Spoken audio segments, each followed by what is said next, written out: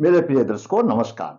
दर्शकों, ऋषि ज्योतिष में आपका स्वागत है। मेरे प्रिय दर्शकों, मैं आपका बड़ा धन्यवादी हूं जो आप मेरे वीडियो बड़ी उत्सुकता से देख रहे हैं।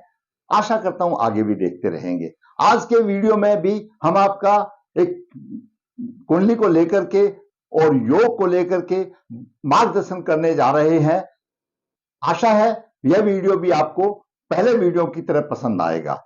दर्शकों, दसम भाव, ये दसम भाव है कुंडली का। आपकी कुंडली से किसी भी लगन की हो, ये दसम भाव कुंडली का है। ये कर्म का भाव है। कर्म के भाव से प्रतिष्ठा, सम्मान मिलती है और पिता का सुख भी देखा जाता है। दसम से दसम, दसम से दसम ये सप्तम भाव है। सप्तम भाव भी दैनिक रोजगार का है और स्त्री सुख का, जीवन साथी का भाव है। किसी को भी प्रतिष्ठा कहीं पर भी किसी भी काम में मिलती है तो कर्म भाव अच्छा होना चाहिए। कर्म भाव अच्छा है तो उसको अच्छी प्रतिष्ठा मिलेगी। और उस कर्म भाव के ऊपर लग्नेश की या पंचमेश की या भाग्येश की, क्यों, ये लगन का भाव है। लगन जातक स्वयं होता है और ये पंचम भाव है। पंचम भाव शिक्षा बुद्धि का भाव है। पंचम भाव मिनिस्ट्री का भी भाव है। पंचम भाव और नवम भाव भाग्य भाव की, इनकी भी दृष्टि होनी चाहिए तो जातक और ऊंचा उठता है। दर्शकों, आज हम एक और पुरस्कार योग की बात करने जा रहे हैं। है तो कुल मिलाकर के वो सूर्य से ही, सूर्य बलवान है, गुरुदेव है, उन्हीं की किसी ना किसी से दृष्टि का फर्क है।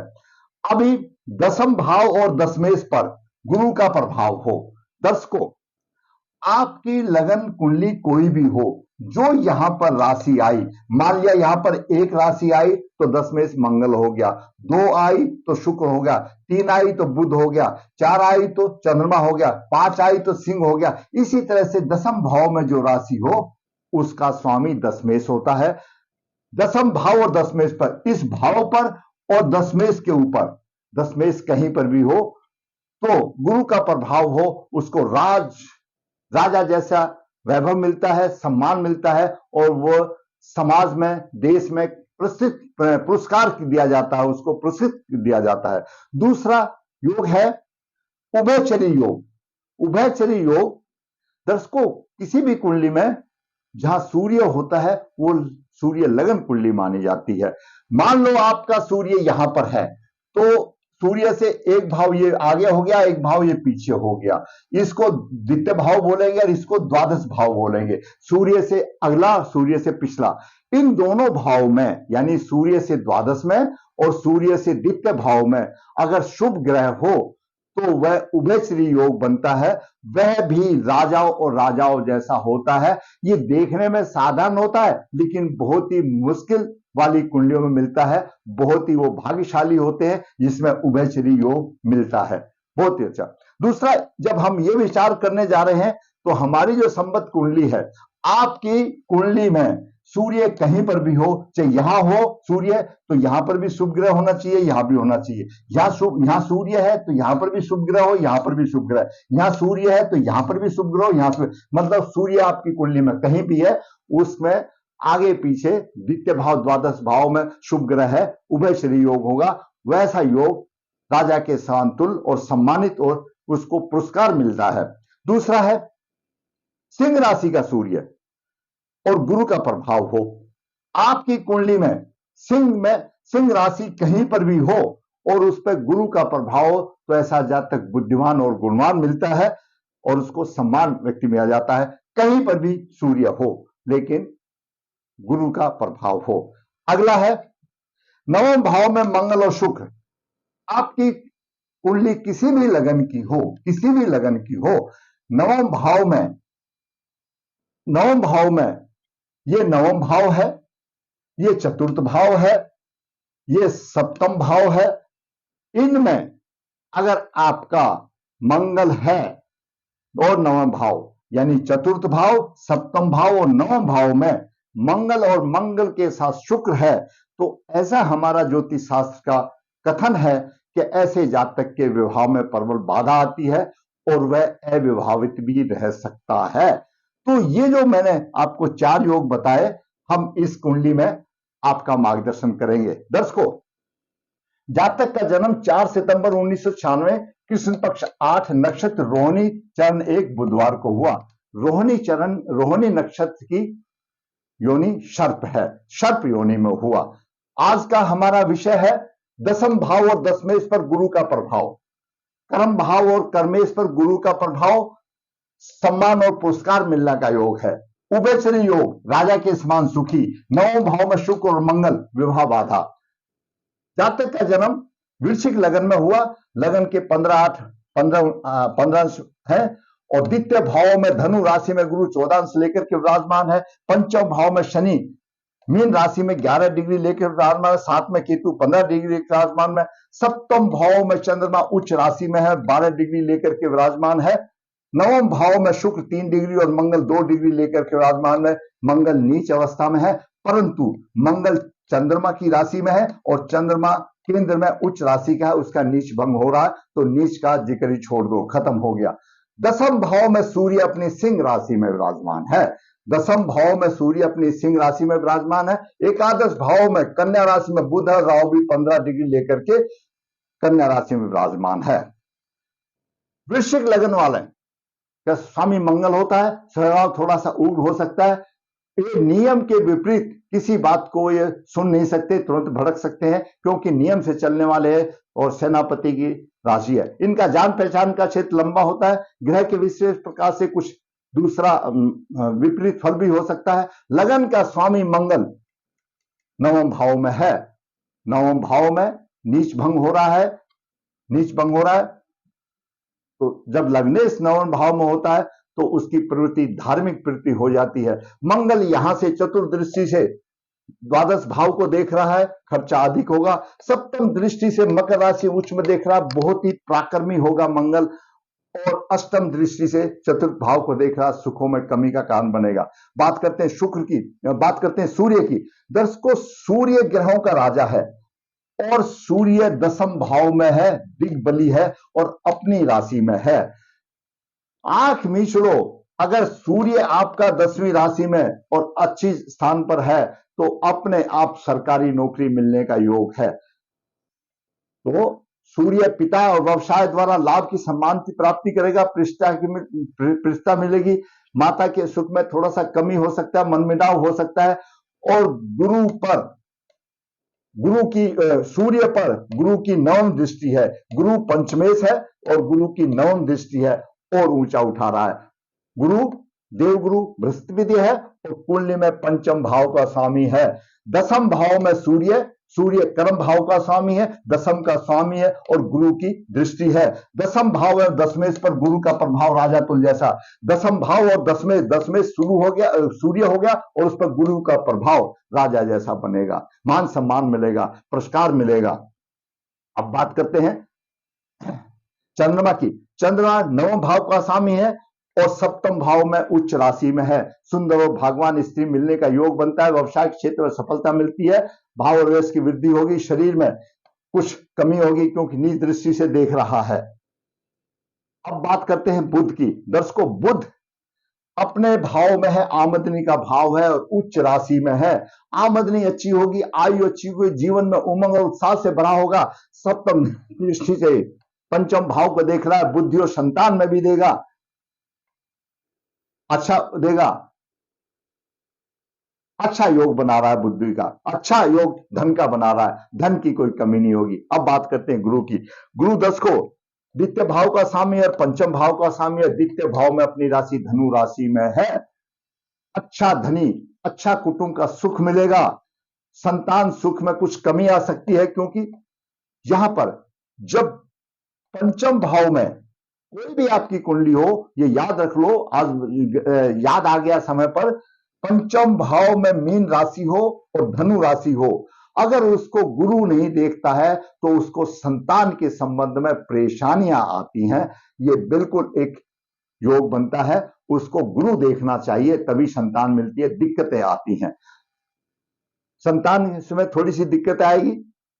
उसके बाद शत्रु पक्ष को पंचमी दृष्टि से देख रहा है, शत्रु पर अच्छा प्रभाव होगा और सप्तम दृष्टि से अष्टम भाव को देख रहा है, आयु अच्छी होगी। नवम दृष्टि से दसम भाव को, सूर्य को भी देख रहा है, दसम भाव को भी देख रहा है। कर्म यानी उसका सम्मान मिलेगा, प्रतिष्ठा की कोई कमी नहीं। पहले सूर्य अपनी राशि में, सूर्य राजा है और उसको देवगुरु बृहस्पति का आशीर्वाद मिल रहा है, अच्छी होगी। अब बात करते हैं शुक्र की। दरअसल शुक्र सप्तम भाव का स्वामी, द्वादश भाव का स्वामी है। द्वादश भाव का शुक्र को दोष नहीं देता। शुक्र नवम भाव में है। ऐसा माना जाता है जातक की स्त्री जब नवम भाव में हो तो अच्छी स्त्री मिलती है, धर्मपरायण मिलती है। परंतु यहां पर युति में फर्क आ गया, शुक्र और मंगल साथ साथ है। हमारे ज्योतिष शास्त्र के मुताबिक इसके विवाह में परेशानी आती है। शुक्र और मंगल चतुर्थ भाव में हो, सप्तम भाव में हो और नवम भाव में हो, रिश्तेदार भी सिफारिश तक लग के परेशान हो जाते हैं, शादी में दिक्कत आती है, बहुत ही बड़ी प्रबल दिक्कत आती है। बात करते हैं शनि की। शनि तृतीय और चतुर्थ भाव का स्वामी है और पंचम भाव में है। संतान सुख तो देगा, परंतु ऐसी संतान का माता और पिता के साथ थोड़ा सा मतभेद रहेगा, वाचाल होगा, चतुर होगा, होशियार होगा और स्त्री और व्यवसाय के पक्ष में अच्छा होगा, क्योंकि तीसरी दृष्टि से देख रहा है, सप्तम दृष्टि से आमदनी के भाव को देख रहा है, आमदनी भी अच्छी होगी। और दसम दृष्टि से यहां पर कुटुंब भाव को देख रहा है, गुरु वहां से पहले ही है, कोई प्रभाव ऐसा नहीं मिलेगा। अब बात करते हैं राहु की। राहु कन्या राशि में राहु है। कन्या राशि में कहीं पर भी राहु होगा वो विशेष सफलता देता है, यहां पर भी विशेष सफलता देगा, अधिक लाभ देगा, उचित अनुचित का कभी नहीं सोचेगा और उसको पैसा इतना आ जाएगा कुछ हद नहीं होगी। आमदनी के विषय में, संतान के विषय में सभी राहु जो है अच्छा फल देगा। नवम दृष्टि से चंद्रमा को दूषित कर रहा है। यहां पर राहु सप्तम भाव का तो स्त्री को तो सुख देगा क्योंकि शुक्र की राशि है, लेकिन चंद्रमा को थोड़ा सा पीड़ित कर रहा है। चंद्रमा थोड़ा सा पीड़ित हो रहा है। क्यों? राहु हमेशा चंद्रमा और सूर्य के दुश्मन माने जाते हैं। अब बात करते हैं केतु की। केतु 10 को पंचम भाव में है। कठिनाई का सामना, बातचीत का ढंग बहुत अच्छा होगा, भाग में परेशानी होगी क्योंकि पंचम दृष्टि देख रहा है, सप्तम दृष्टि से उतार चढ़ाव देगा और नवम दृष्टि से कुछ रोग भी दे सकता है क्योंकि लगन को देख रहा है। दर्शकों, कुंडली में रोहिणी नक्षत्र की योनि शर्त मानी जाती है। ग्रहों की कोई भी स्थिति होने दो उसको सर्पयोग माना जाता है और वैसे भी राहु और केतु की परिधि में गुरु बाहर है, तो इस तरह से काल सर्प योग बन रहा है। पद नामक काल सर्प योग हो रहा है। इसके प्रभाव से संतान विद्या ग्रहण में परेशानी आएगी, जीवन में संघर्ष, विश्वासपाती शास्त्र नहीं मिलता, सब किस्म की परेशानियां आएंगी। यह मैंने कुंडली का विश्लेषण किया। आज का विषय दसम भाव और दशमेश पर गुरु का प्रभाव। दसम भाव पर और दसम भाव में सूर्य है और इस पर गुरु का प्रभाव है। राजा जैसा पुरस्कृत आदमी मिलेगा। जन्म है 4 सितंबर 1996। दूसरा इसी से उभयचरी योग। यहां पर शुक्र है, शुक्र के द्वितीय भाव में बुध है और द्वादश भाव में शुक्र है। सूर्य है, सूर्य के द्वादश भाव में बुध है, बुध शुभ ग्रह है और द्वितीय भाव में बुध है, द्वादश भाव में शुक्र है, तो सूर्य को बल मिल रहा है। यह उभयचरी योग है। उभयचरी योग भी राजा के समान सुखी होता है, राजा वैभव मिलते हैं। बाकी ग्रहों की कोई भी स्थिति होने दो, यानी सूर्य अकेला ही इतना सक्षम हो जाता है कि उसको राजाओं जैसा सुख दे देता है। दूसरा है सिंह राशि का सूर्य गुरु का प्रभाव। ये तो योग ऐसा आ गया, यहां पर सिंह राशि का प्रभाव है, गुरु का प्रभाव ऊंचा उठेगा। आपकी राशि में कहीं पर भी होने दो, यहां पर तो सूर्य सिंह राशि में आया, यहां पर आपका दशमेश कोई भी ये तो आ सकता है, मंगल भी आ सकता है, बुध भी आ सकता है।